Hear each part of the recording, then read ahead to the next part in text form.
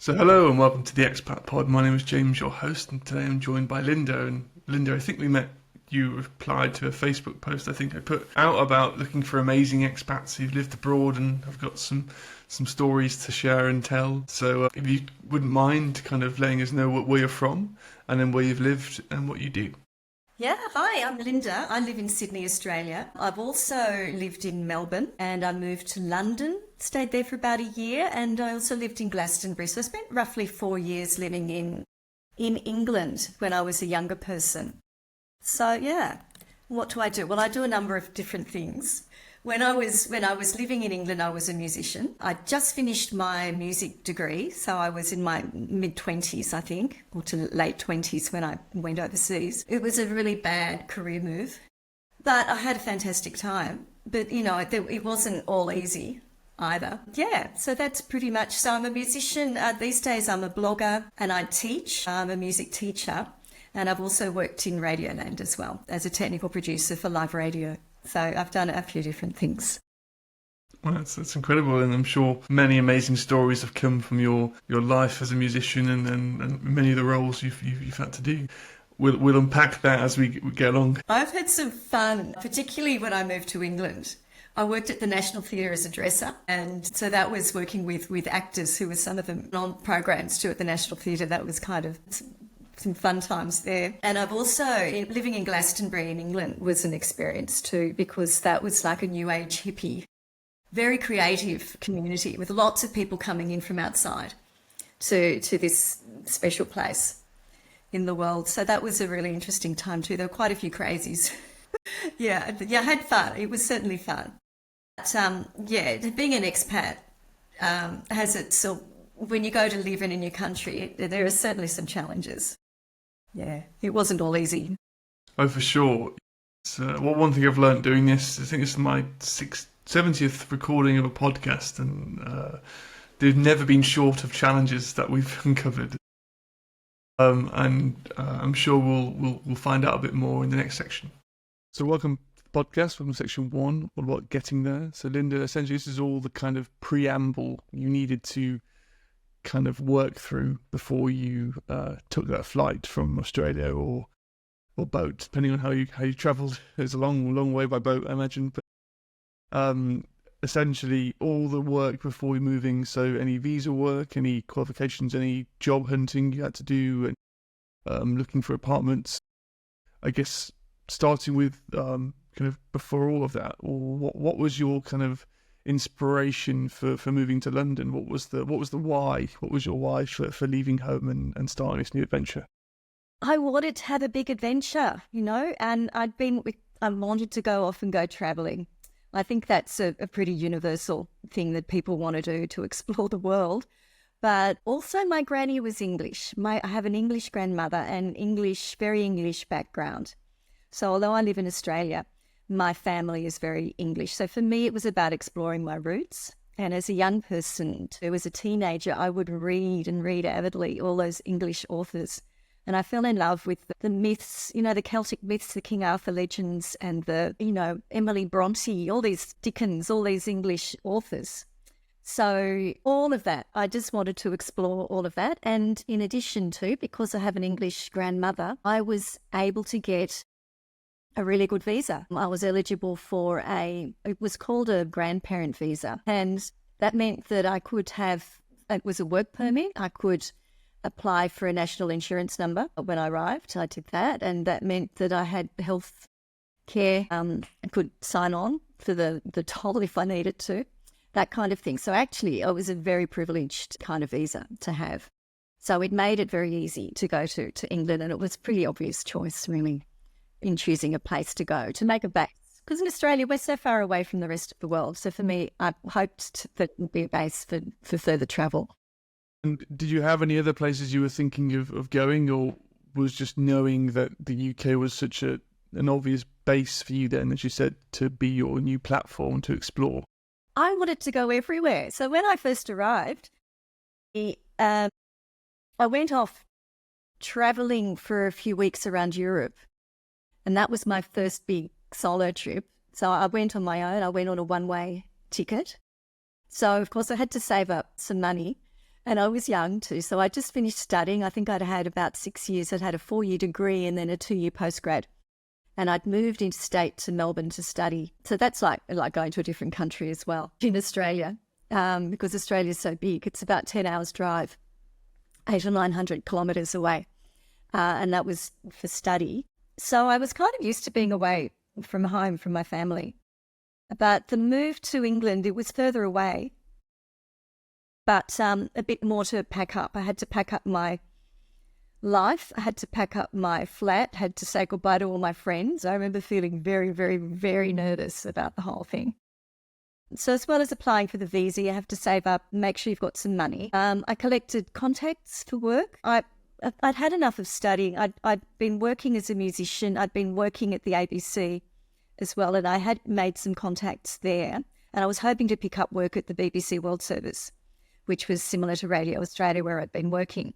But unfortunately, when I got there, I found that they were in a cycle where they were laying off staff. I think it's a bit like they go through regular redundancy cycles, like the ABC seems to do that. So unfortunately, there wasn't work for me there, but I had met somebody. Her name was Sue, and she'd worked at Radio Australia. And she was working as a sound engineer at the National Theatre. And she turned out not only to be a really good friend, but very helpful in terms of helping me get set up. So I stayed with her for a little while. First of all, I stayed in a B&B, so I had to figure out where I was going to stay. Then I caught up with Sue.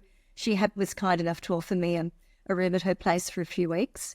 And she knew somebody who was travelling. There was one of the productions was on tour at the National Theatre. And so one of her friends had a flat that she wanted to let out, and that was in Lewisham in London, which was actually a really nice little flat. Didn't love the area, but the flat was fantastic. And then I was able to work, they were backfilling in as a dresser at the National Theatre. So that was a really great holiday job as well. So those things came up for me, and it wasn't planned. None of that was planned. So although while it's good to have a plan, and if you can set up a job before you go, that's probably ideal. It worked out. Yeah. I've got a few friends who are also musicians, and my fiance is an actor. So I know a lot about the industry in terms of how it can be very spontaneous when it comes to opportunities and work. And I think it's very much being in the right room. It's a lot about who you know. Look, I didn't understand how it worked. Actually, I was young and I didn't understand how it worked. So no, I don't think I'd managed my career at all well. And I think that moving overseas was actually very bad in terms of my career as a musician, because I'd had enough of study and because things operated differently in England and I didn't understand that. I didn't know. Well, in Australia, you can ask for an audition at any of the orchestras. In England, it all happens by invitation. So it's really about who you know. So what I needed to do was to get to have music contacts, and I hadn't done that, but that was what I needed. And I needed to go and be a student again, and I didn't want to do that because I just had 6 years of full-time study. So, I needed to do that to get an introduction into the professional world of music in England. But I'd been working in Australia. I very naively thought that I could, I don't know, ring up and say, hey, can I audition? But no, that's not how it works. But it is in Australia to a degree. Also, there's the networking is important, but they do audition people who ask over here. In England, it's more by invitation. It's who you know. I mean, often, look, still it's very like that here too. I mean, it's very much, but they'll at least hear you play, and put it that way, whether or not you end up. To notice the differences in the same industry and in the same kind of language as well. So a lot of culturally sort of similarities potentially, but how there's still kind of I wouldn't say an old guard approach in the UK, maybe, where it's, it's a coveted club. You have to have an entrance. Words probably kind of sums up the stereotypes of our countries, where, Australians are a bit more open and friendlier, and the Brits are a bit more establishment orientated, perhaps. Yeah, I really found that too. I wasn't expecting that quite so much. Australians are generally quite friendly and open. I reckon it's a lot to do with the weather, believe it or not. No, I do. Because in England, it's often, in London particularly, it's very grey a lot of the time. You don't see the sun. It's grey and drizzly. And it's cold too. So people want to rug up and they're very kind of internalized. Whereas in Australia, you get bright open sunshine. Even in winter, when the weather's cold, it'll still be bright and sunny. And people are just more open and they'll smile at you on the street. If you smile at someone, you'll very likely get a smile back. Whereas in Britain, it's not like that, particularly in London. Although when I moved out to Glastonbury, it was I settled in a whole lot more easily out there. I think because it was a small country town. And I was going to say, being not from London and having never lived in London, although I've had a lot of friends who have, people have maybe a distorted experience of England or the UK because it's mainly in London. And you go up to the north or Midlands, it's a lot more, as you described, more of a community feel perhaps, and you do say hello to people and you do nod. If you go for a run, you're shaking your head at everyone who's running around with you, and it's pretty quite nice to have those introductions. Yeah, you can go to a coffee shop or go to the local pub and you'll find someone to have a chat to. Yeah. Staying on the before you moved, I know we've kind of meandered into it a little bit, but was there anything else you kind of needed to sort out? Like, did you have an apartment you had to give up, or did you have any belongings you didn't wish to bring with you and sell or put into storage? What was the kind of your checklist of things to do before getting that flight? I had to do all of those things.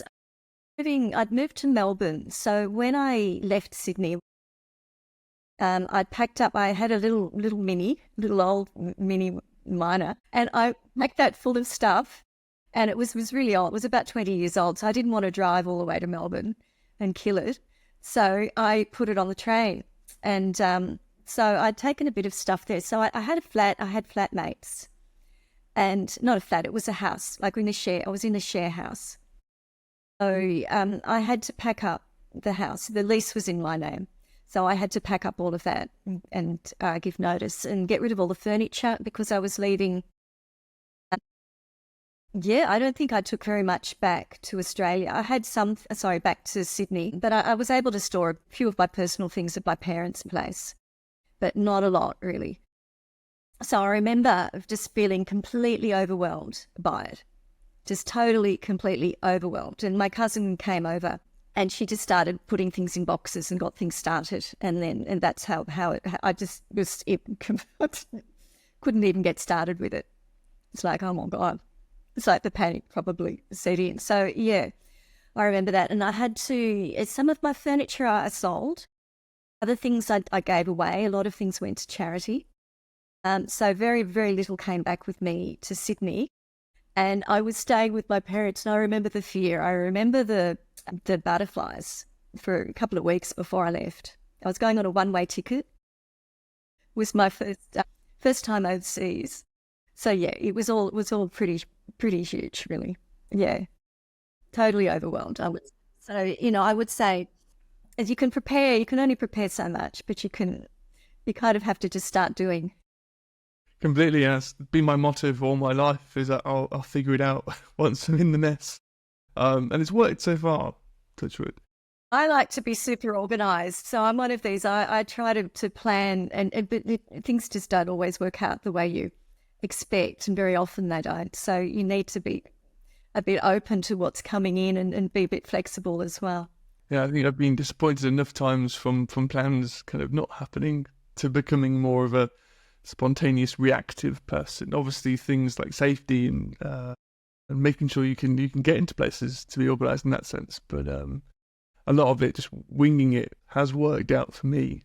But as we go into, since Brexit, times where you need to actually plan trips and know your rights to go to Europe and things, it's become a bit more about planning, especially if you're going for work, which wasn't the best decision, I would say, from a personal point of view. I do not like Brexit. If you follow it much, or followed it much from where you were. Well, I don't know the detail of it. But I do know that you do need a work permit to work, and then there's all the tax issues and there's financial things to set up. I don't think there was much finishing off financially because I had the option. See, with the visa I had the option of applying for permanent residency after 4 years. But actually, if I'd had an English grandfather, I think I could have just applied straight away for a British passport. So there is Oh, that, yeah, oh, there is wow. that thing within the culture. I kind of grew up with it, but it was kind of interesting to see it there formally and officially in that kind of Yeah, situation. because it's the opposite of if you're want to live in Israel, or if you're Jewish, or if your grandmother was Jewish, it would pass through on the female side of the line, from my understanding. So it's interesting how there's like different, because of a different way of doing it. Really, it should be either grandparent should qualify you for a heritage passport in that sense. Because my dad's got Irish grandfather and a Spanish grandmother, so you can definitely get an Irish passport. I'm not too sure about a Spanish one. Yeah, and if you're Spanish, I've got Spanish cousins, and they take the female and the male name, and join it with a hyphen. Yeah, he didn't do that. He's got an Irish name still, but they met in the UK, so it's probably why. But yeah, it's really interesting. Is there anything else that you want to kind of mention about before you left? I think that for me it was reasonably easy. It was pretty much just getting contacts. I didn't have a job to go to as such. I did have contacts. The job I thought that I would be able to pick up didn't work out, but another one just materialised. I actually met some people too when I was there, who one guy offered me a job in a pub, but that was a whole lot of hot air, it turned out. It was another really British thing where they say, I don't know, but that they're not as upfront about things. I was completely misunderstood the whole situation. He was just talking. He actually did work in a pub, but there wasn't a job. He just offered me a job, but there wasn't one, if that makes sense. I actually rang him up. He gave me his number and I rang him up and followed through. So, because I thought, yeah, sure, I'll be happy to work in a pub, but, I might meet some people. But he said, well, really, you're a professional person. I really didn't think you'd be interested. And I'm thinking, well, that's another example of the class structure too, the British class structure, which is really a lot less, it doesn't exist anywhere near so much here in Australia. It exists to an extent in terms of, whether people have money or not. But that idea of you being a professional person and therefore not doing certain kinds of work, well, as a young person, I worked. If I wanted a job, I'd get a job. Anything to put the ends meet, and yeah, when I was a student, all my friends had jobs in bars, or I worked in the local. I worked in Boots, if you know what Boots is. But yeah, I worked as a chemist too. I had a chemist job as a teenager. paid for my antics as a student, which was all I needed to do. So there was that. So no, I think for me overall, it was just basically just packing up the house and buying the ticket and just making the decision to go and doing it, following through. The packing up the house thing, that was really, that was a big deal for me. Yeah, I'm sure. Yeah, the more things you kind of accrue over time, the harder it is to move, because it's more logistically stressful. I think I still have things before I moved 2 years ago in various homes across the country where my parents live and my girlfriend's families are, just because when I left it was in quite a bit of a rush. So I needed to just disperse my belongings somewhere. I didn't care where at the time, I just needed to be out so I could move out, which was quite fun. Anyway, we can discuss your kind of being there in section 2 then. So when you first moved, what was your first impression of the UK? Did the stereotypes kind of hold true when you arrived? Look, the stereotypes, I wasn't really aware of stereotypes, but I come from an English, like my upbringing has been quite English, so that I had 3 great aunts in Australia and my granny was English. She was very English. And, so I've kind of felt at home with that side of, with the English culture. As a young person, I used to read a lot, and I read a lot of, British authors writing, I read a lot, and a lot of things I remember reading about Sadler's Wells Ballet School. I actually performed there when I was in England. I remember reading about places that I knew about, like we have an Oxford Street, so hearing and going to Oxford and Cambridge and Piccadilly Circus and all of these names that were familiar. We have a Perth, we have Sydney, we have, all of these names were really familiar. And that I found that really fun and exciting, to actually explore. The South Wales as well. Yeah. Exactly. I was from New South Wales, so and my granny's family was from Wales as well. Actually, they lived in Bath, so it was near the Welsh border. But I think further back, they came from Wales. Yeah, the surname was Morgan, so that's pretty Welsh, I believe. I don't know much about the etymology of a lot of names. I know, but my own family name is Doran, which is Irish. But I'm Irish, not too. okay. I know a lot of Scottish ones. Mac something would be Scottish, and a MacDonald or McPhee. One of the many clans. Yeah, it's quite interesting for sure. Yeah, so I guess you were well prepared for potential understanding of what Britain might throw at you relative to what you kind of grew up with, perhaps. When you arrived then, obviously, people often discuss the British weather being unfavourable, perhaps. Did you experience that? Look, compared to Sydney's bright and sunny a lot of the time, and when we do get rain, we do get quite a lot of rain, but it's often grey and drizzly. It was different kind of rain. It was a drizzly kind of rain, and it was cold. It was cold too. The weather tends to be warmer where I come from in Sydney, so there was that. Yeah, so the weather was different, and it was different. We didn't have a metro, and using the underground was pretty exciting. It was for me back then. So, yeah, and finding my own way around and discovering London was a lot of fun. The Tower of London, going to the Blackheath. I'm in Blackheath in Australia right now, in the Blue Mountains, but I wanted to go to Blackheath. I wanted to visit all these places. But there's the history of Blackheath too, and there's a wealth of history in England and in London that we just don't have in Australia, and that I found really, really interesting. In fact, going right back to Celtic times. And I was quite fascinated to explore my Celtic roots. I really wanted to do that. And I did a lot of that through the music, actually, as a musician. Well, I met some musicians when I lived in Glastonbury, and I played with a Celtic band, a folk band. And I actually played at the Glastonbury Festival a couple of times. I sang with the local choir as well. I just joined the local choir and sang with the Avalonian Free State Choir, and we performed at Glastonbury Festival as well, just in the back paddock somewhere. So not on the main stage. It was nothing. I think it's very famous festival, but we were there in the background. So it was lovely to be part of it. That's still a great kind of dinner party anecdote of, I once played at Glastonbury. It didn't have to be the biggest stage, but you have once played at Glastonbury, or perhaps several times. But that's still a really cool thing to have done, and something that less than 1% of people will have a chance to have done. So that's true.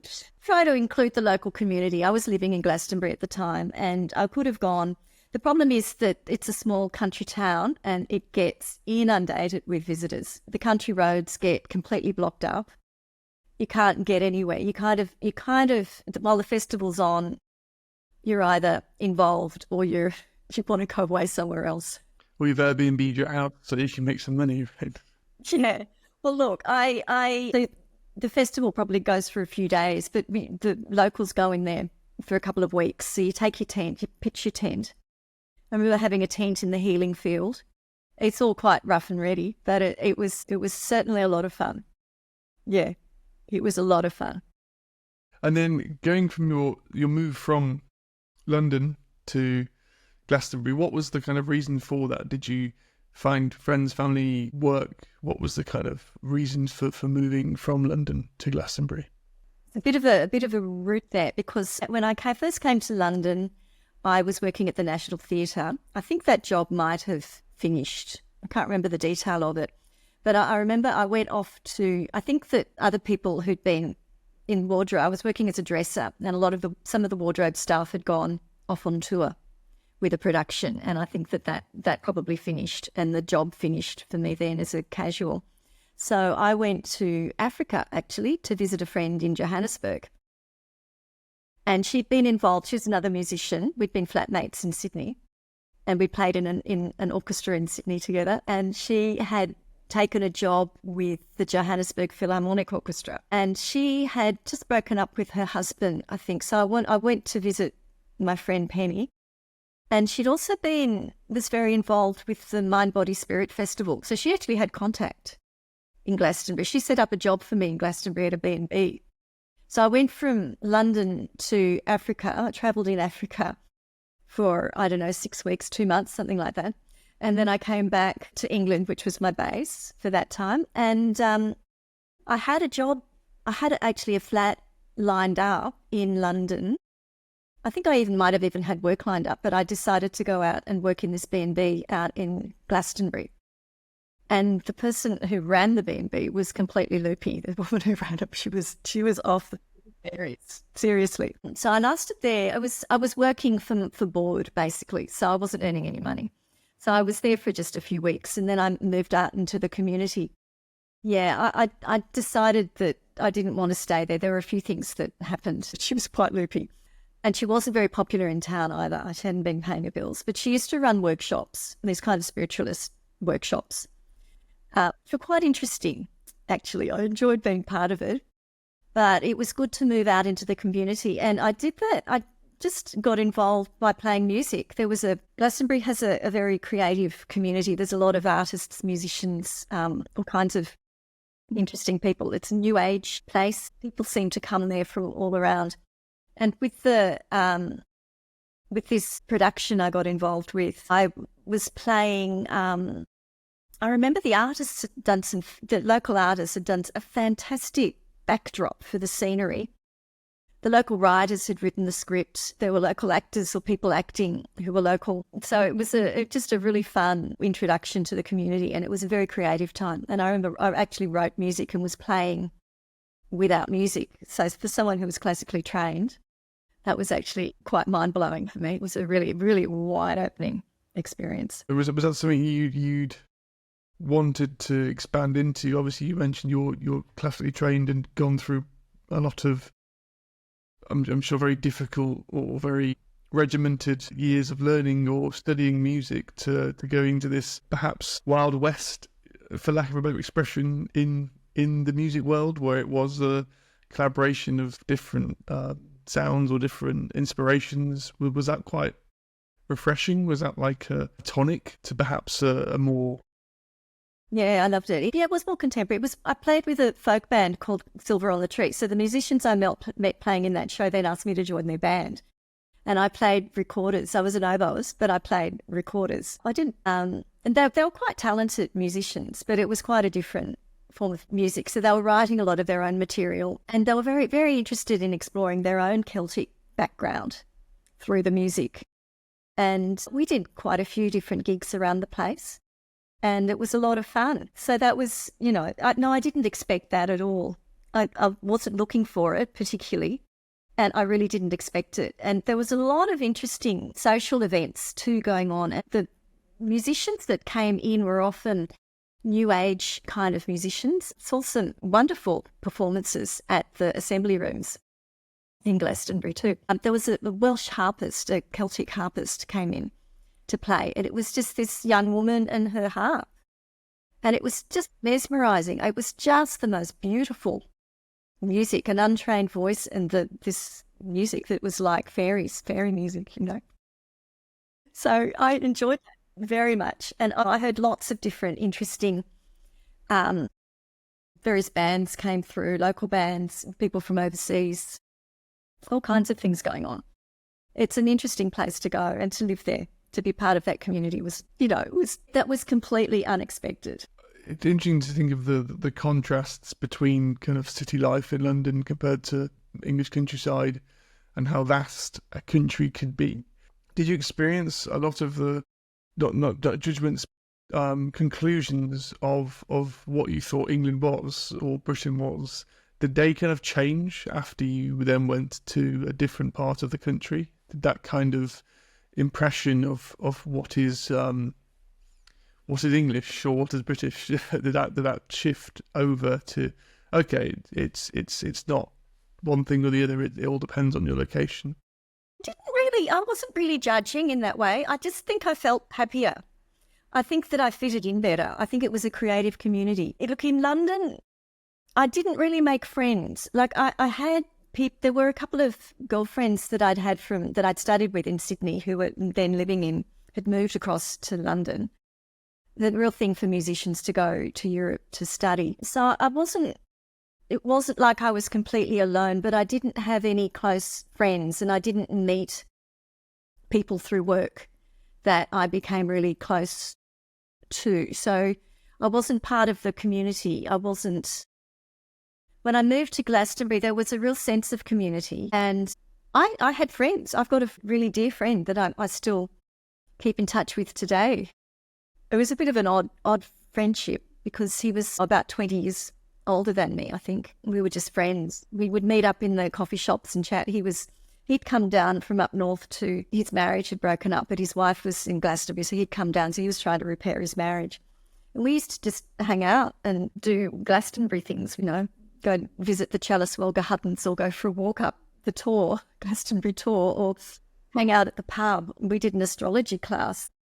But those kind of new aging hippie type things. So it was a lot of fun. He used to go to the coffee shops. He'd just go and sit in a coffee shop every day, and I'd just wander around and find him and sit down and have a coffee. And, it was a really relaxed kind of time. I wasn't working at the time. I actually found it quite difficult to find work at that time. The man, Gary, I think his name was, at the local music shop in Glastonbury. I remember I went in there, I put a note up saying, I teach music. These are the instruments I can teach. And he just said to me, hang on a minute, can you actually teach? And I said, well, I'm to have a degree. He said, right, can you bring your instrument in and play for me? So he didn't believe me because he had so many travellers and people saying they who really had no idea. But he heard me play, and when he heard me play, he was happy to refer me on. And I picked up some work at a couple of private schools in Bruton, which was about a half-hour drive from Glastonbury. So, but I had to wait over the summer holidays to finish before I could actually start the job. Perhaps a good chance to explore the area then and get settled before having to have the stresses of work. Yeah, do creative things. But look, I did find earning a living quite difficult because I in the end, I only had about 2 days of paid work a week, and it wasn't enough. It wasn't enough. It was one of the reasons that I left England in the end, that and the weather. And also missing my family. My granny was getting old, and I just thought, here I am hanging out overseas. I want to spend more time with the people that I love, with family.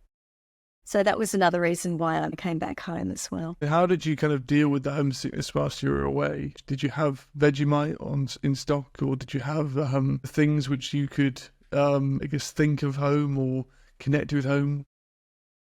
Not less. Look, I felt much more alone when I lived in London. I spent a lot of time when I lived in London, and that was a lot harder to deal with. That was at the outset. I think that I felt part of the community, and I had friends. I felt people, even Garrett, the music shop. I remember being sick and he hadn't seen me around, or I hadn't done something, and he came to knock on the door just to check up on me, make sure I was okay, that kind of thing. People were very kind and very caring. And, I was part of that kind of community. I had people around me.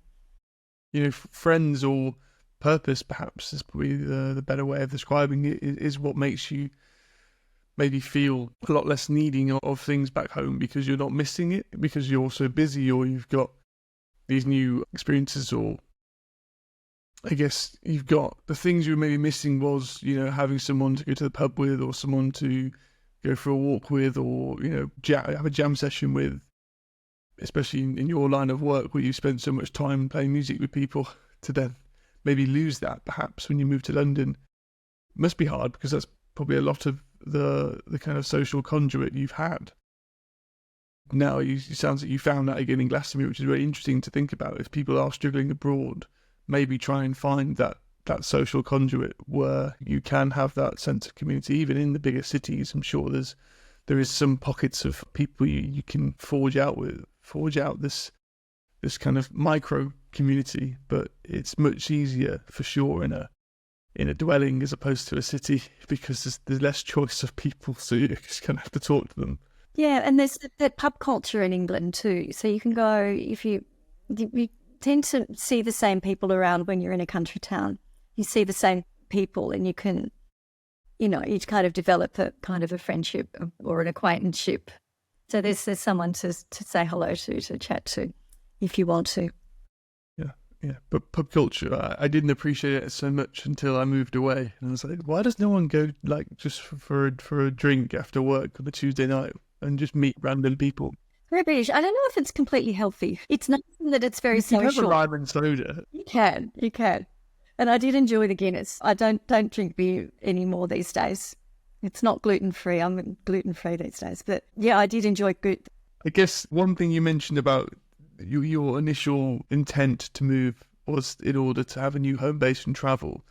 Did you get to do a lot of traveling in Europe or in other parts of the world because of your new home base? You mentioned Africa, but did you manage to do, whilst you were living, much exploration?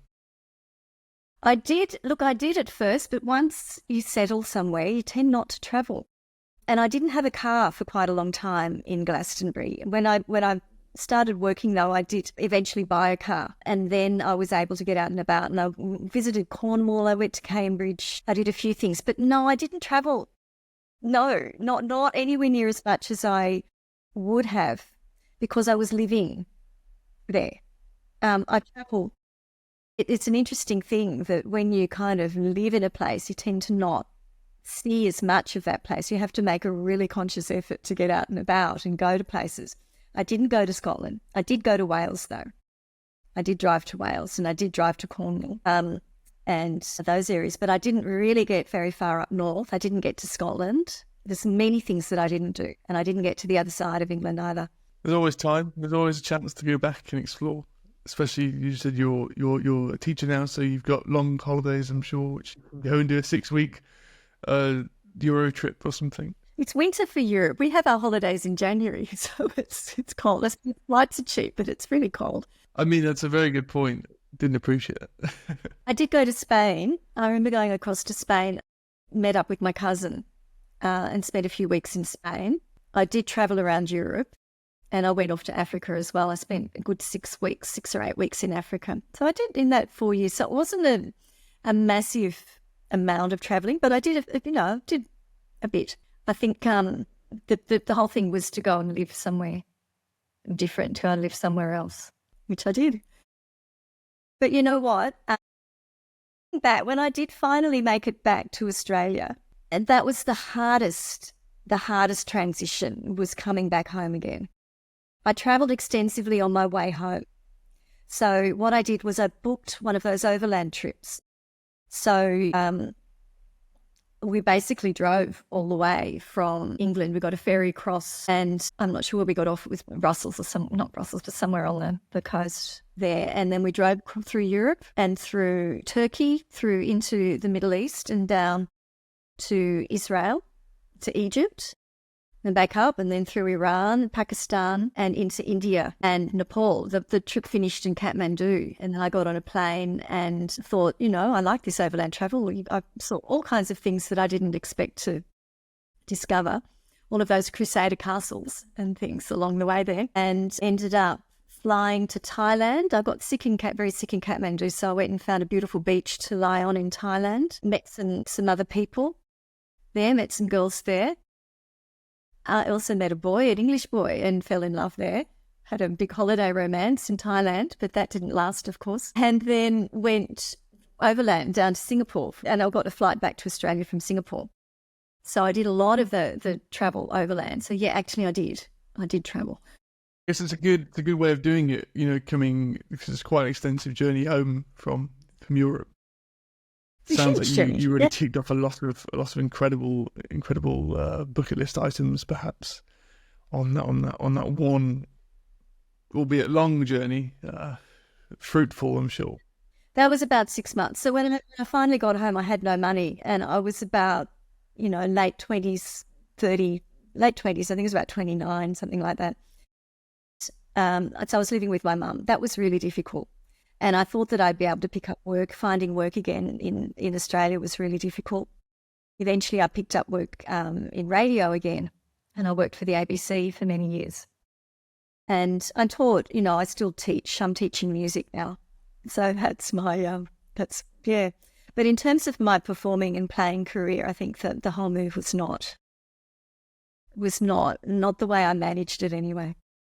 Was not helpful or productive. It certainly was a really exciting and interesting part of my life.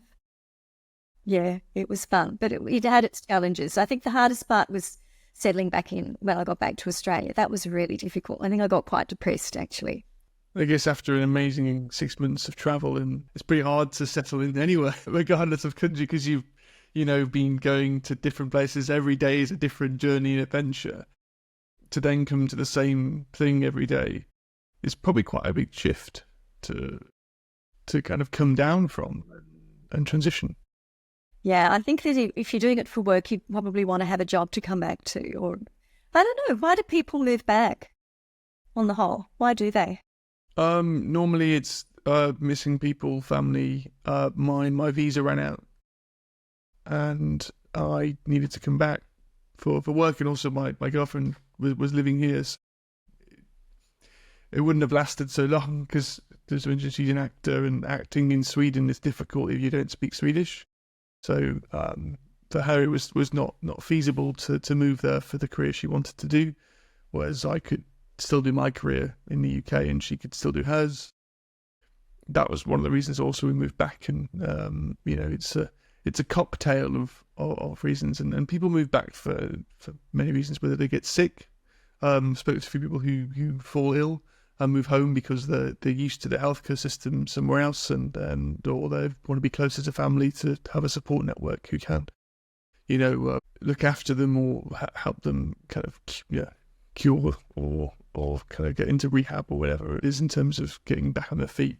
So it all depends on your journey. Or people just have had enough. Like they've filled their cup, they've done the travel bit, and they've done the exciting new thing, but realistically we want to settle down in the country that they're from, that have done the years abroad and learned the languages, had the experiences, had the holiday romances, or had many amazing things, and then gone, right, okay, I'm done now, I'm going to go back. I've been walkabout, I can come back and start my life. So it all depends on you as a person, and I've got people who are still there. They've lived in 30 places and stuff, and haven't moved back because that's not for them. It's entirely circumstantial, I think. I think, as you mentioned, it was quite difficult perhaps to earn a living which you could substantiate you for what you wanted to achieve, and therefore it made sense to come back, and because you knew the working systems in your home country, having grown up there and studied there, it was be an easier place to get ahead. So it's unnecessary stress to stay away. I think that living in Glastonbury too, I think maybe I needed to move away from Glastonbury, which was a wonderful place to be. But I like to work. I wasn't working and I like to work. That makes sense? Yeah.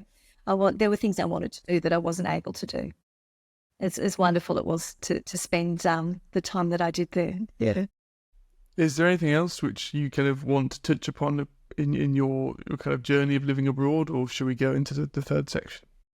Just that, look, there were so many loopy, crazy people. Like there were so many really fun and interesting things. I mean, when I was working at the National Theatre as a dresser, there was one show I was working on where there were 3 dressers dressing this good-looking young English actor. He was a man. He was a young man. And he was changing from being a soldier guy or a young lad with boots and lacings on his breeches into being a pregnant girl for the next scene. And it was a really fast change. So we had 3 people changing it. And so my job was to change the boots and to unlace so I was working on the bottom part. And so his shirt had come off, and then they'd put this pregnant thing on him.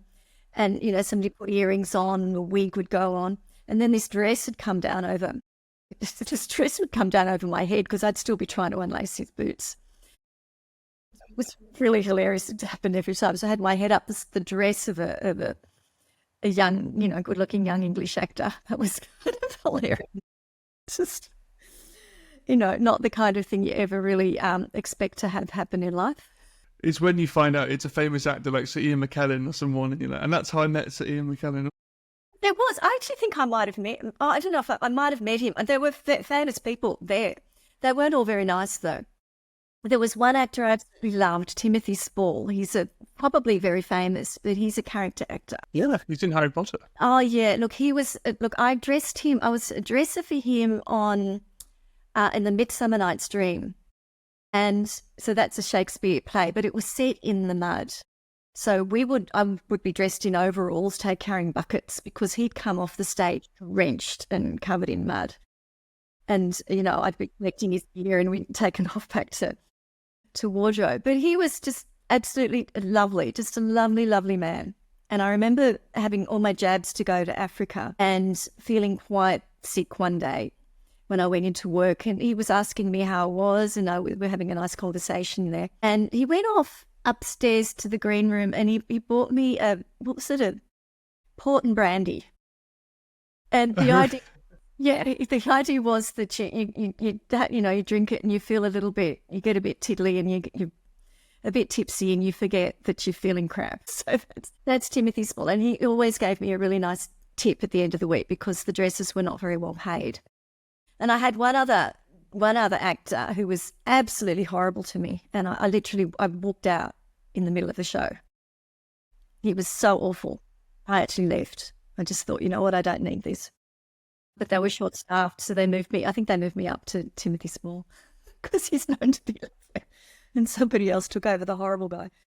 So I can't remember a lot of their names, but there was somebody really famous. Yeah, there were a lot of shows on. It's a big theatre. There's a lot going on there. It's incredible. I love going.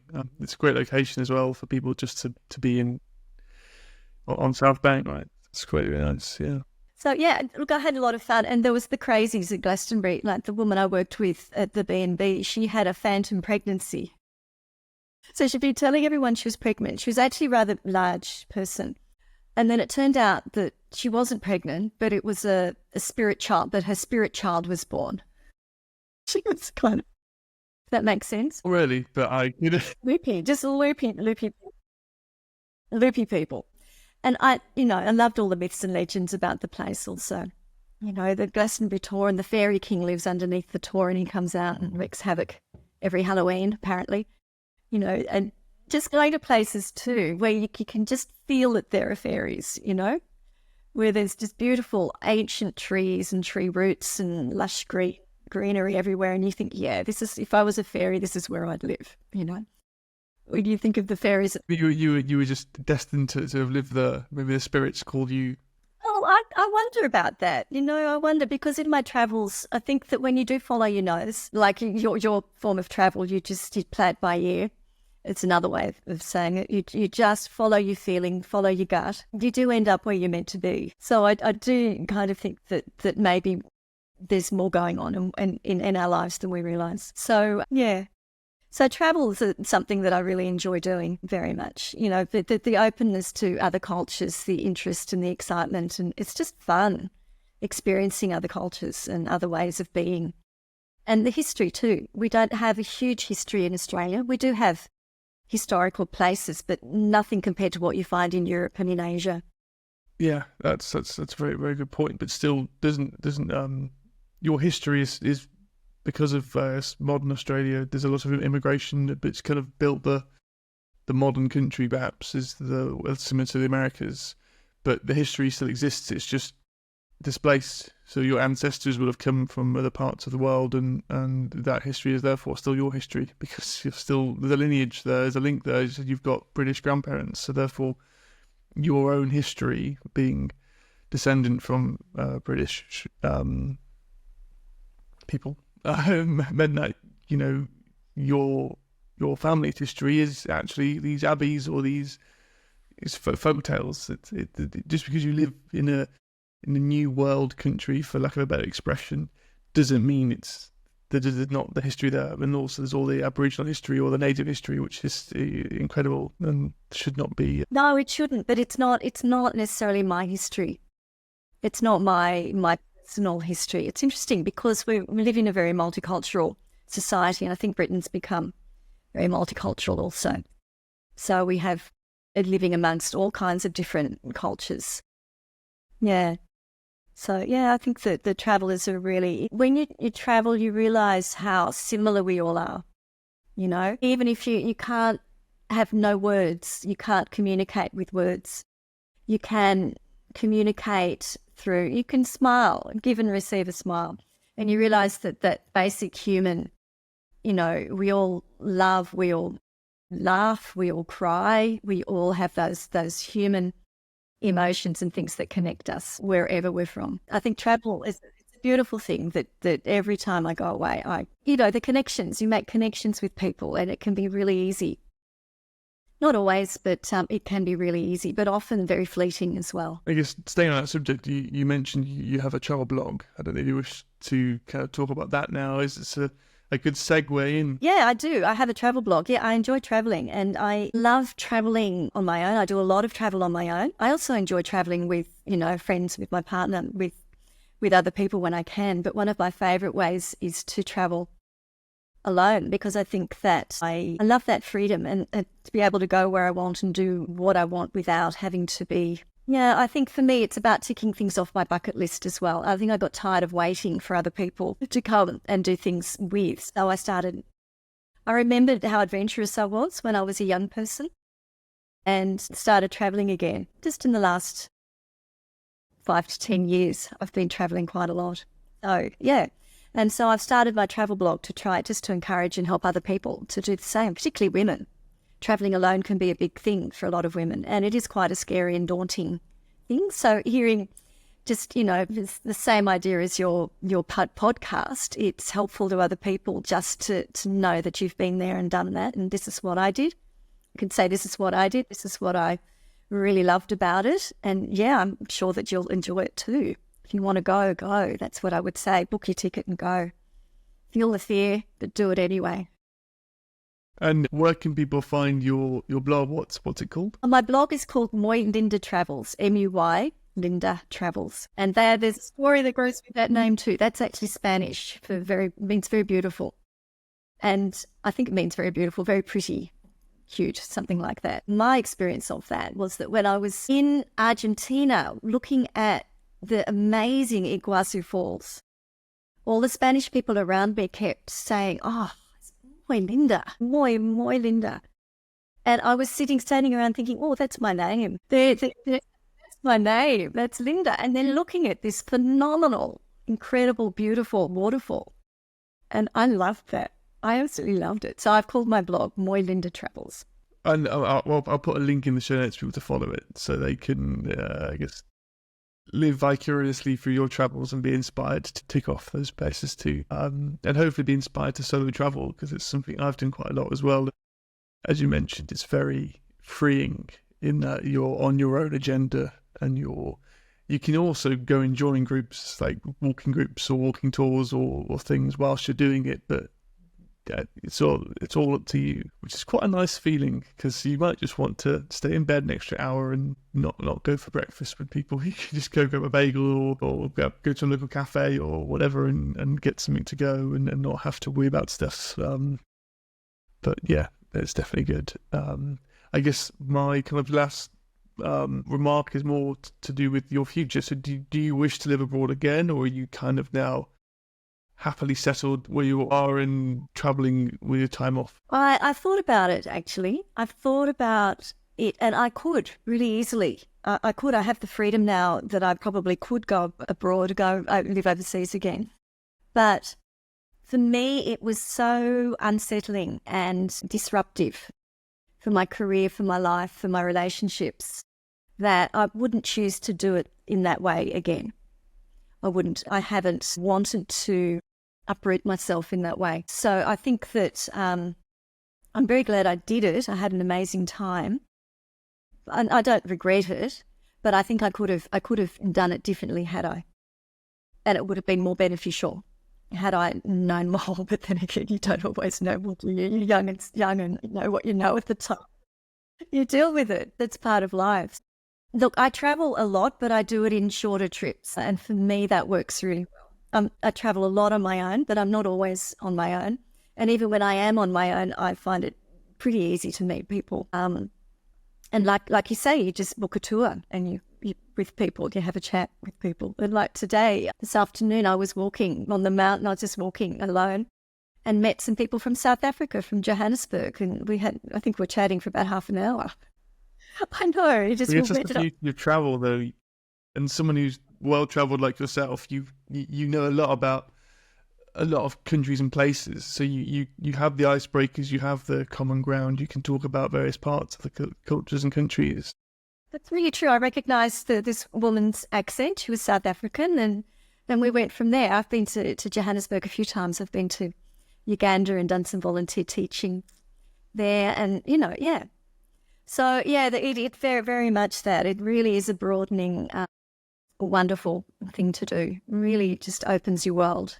And it's that connection with people too. It's very easy to connect, even if you can't speak the language. And yeah, just what a wonderful way of, I guess, closing this conversation we were having about your life abroad. And thank you for sharing it. Thank you for your time. First of all, we're living in 12 hours apart, I think we are. So it's evening for you. It's morning for me. But through the amazing technology we have today, we can have this conversation. So thank you for finding the time just to schedule it in with me, and hopefully if you're listening and watching, you've enjoyed the podcast, you've enjoyed Linda's incredible journey, and spiritually and musically, the amazing places that she's been to, and hopefully you'll keep enjoying the podcast, and we'll see you next time for the Expat Pod.